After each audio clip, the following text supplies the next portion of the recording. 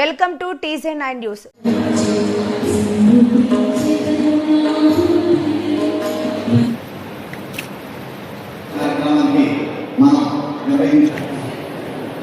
అన్ని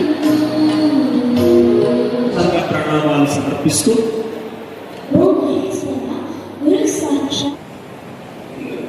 అందరికీ ప్రాణులన్నింటినీ కూడా ఆ భగవంతుడిని అర్పించినట్లయితే ఆ భగవంతుడు ఏమి ఏ సమయంలో ఏమి తెలియజేసుకుంటూ గురువర్యులకు మరి ఒకసారి వారి బాధపడాలి.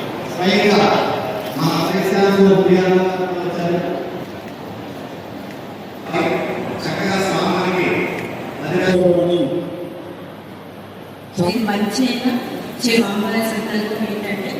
తెలుసుకుంటూ ఆ స్వామిని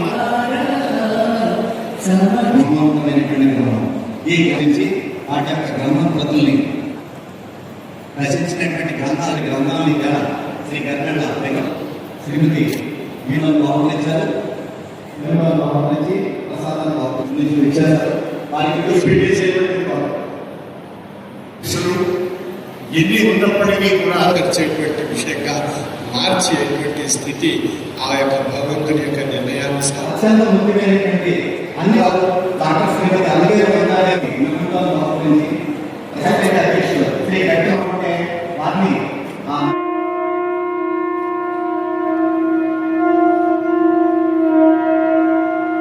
సైకాలంలో మనల్ని అలరించుకోవచ్చు.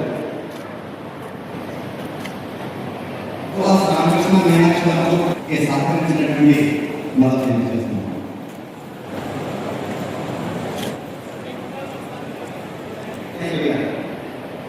పండితేశ్వరి గారు ఒక 5 నిమిషాలు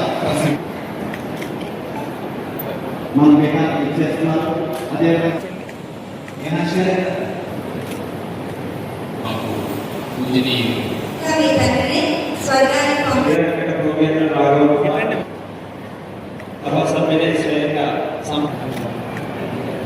సహకరించినటువంటి అప్పుడే 4 సమాజాలు దర్శించుకుని స్వామివారి మన కోరిక ఇక్కడ భక్తుడిగా గుర్తించవలసింది, గ్రహించవలసింది. అవన్నీ మనం గమనిస్తాయి. నా మనసుతో ఆ భగవంతుడిని అర్పించినట్లయితే ఆ భగవంతుడి తొలగించగలిగినప్పుడు ఆ అభక్తి, అవిశ్వాసం, నిర్లక్ష్యం ఇవన్నీ ఎక్కడుతూ ఉంటాయి. అందుకే తత్వవేత్త చెప్పారు, భగవంతుని యందు విశ్వాసం కోల్పోయే పరిస్థితి వస్తుంటాడు. అటువంటి పరిస్థితుల్లో భగవంతుడు మన యొక్క విశ్వాసాన్ని భక్తిని పరీక్షిస్తాడు.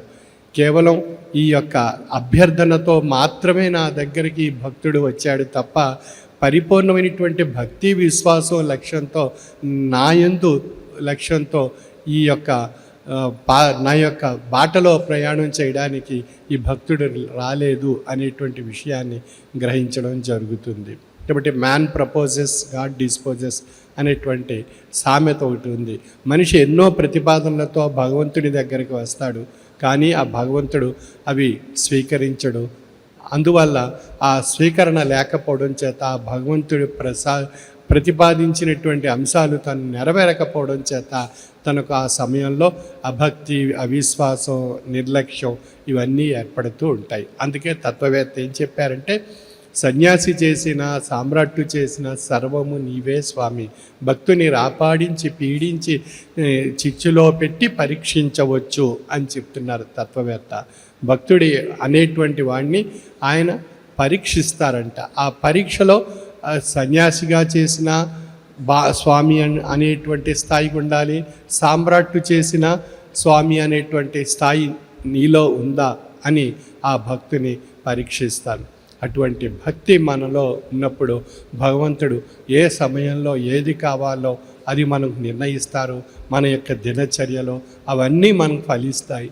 కాబట్టి మనం దాని గురించి తపన చెందాలి. ఆ తపన తపస్సుగా మార్చుకోవాలి.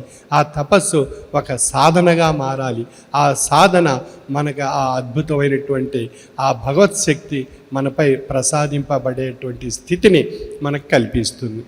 అంచేత ఆ తపన తపస్సుగా మారాలి, తపస్సు సాధనగా మారాలి.